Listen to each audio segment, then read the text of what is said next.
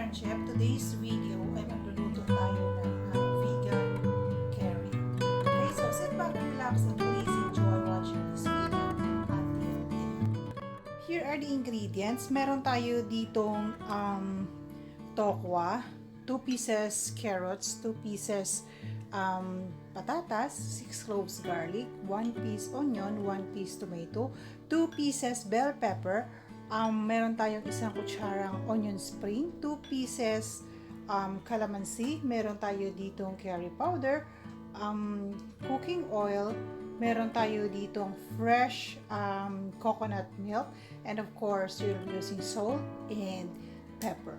Okay ka-friendship, let's do the rock and roll. Okay ka-friendship, sa isang preheated pan, maglalagay tayo ng cooking oil. Ayan. And then after that, ipiprito natin yung ating tokwa.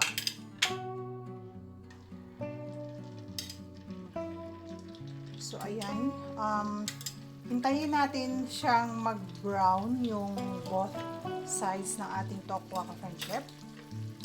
Ayan, iprituhin natin lahat to. Ka-friendship, naiprito na natin yung ating tokwa. What to do next ka-friendship, sa the same pan, ilalagay natin yung ating ahos, ating garlic. Ayan, saute lang natin. And then after that, yung ating sibuyas.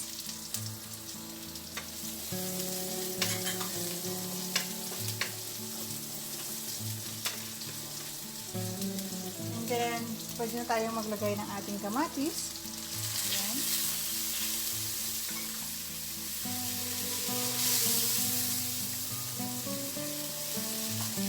And after that, ilagay na rin natin yung ating carrots. Isa natin ng kaunti ito, friendship.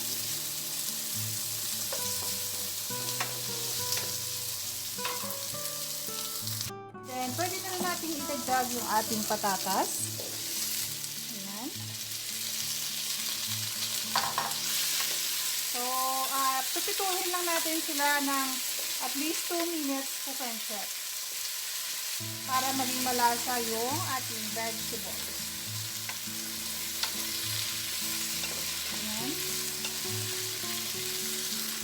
At this point, friendship, pwede na tayong magdagdag ng ating salt.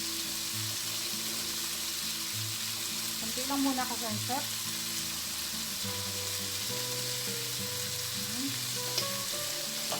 And then yung ating pepper.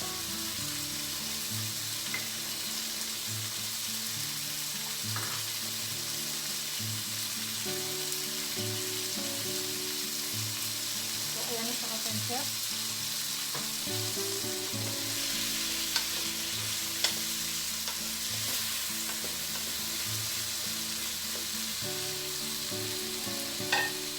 And, pwede na rin tayong magdagdag ng tubig ka, friendship.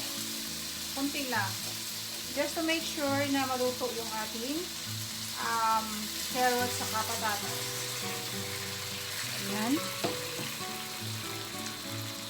And then, maglagay na din tayo ng ating curry powder na pinunaw ko siya sa tubig.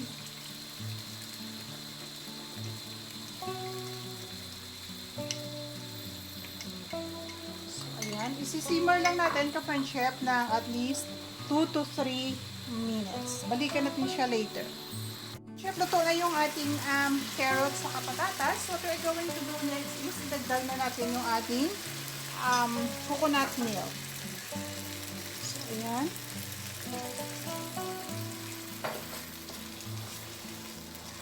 And then, dagdag na rin natin yung ating bell pepper.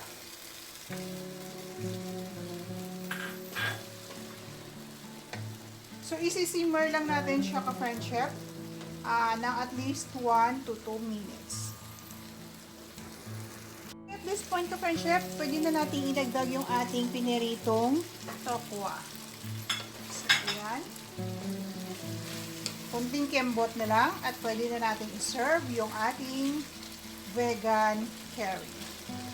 So, ayan, luto na siya ka-friendship. So, we're going to do next is mag-squeeze tayo ng dalawang calamansi to enhance the flavor of our vegan curry. So, ayan.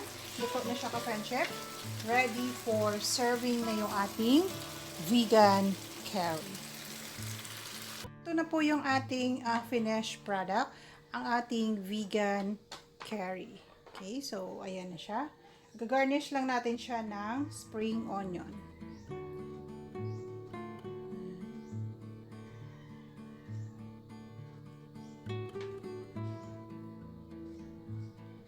So, ayan na po ang ating vegan curry.